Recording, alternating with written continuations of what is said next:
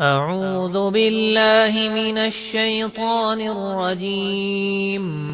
بسم الله الرحمن الرحيم.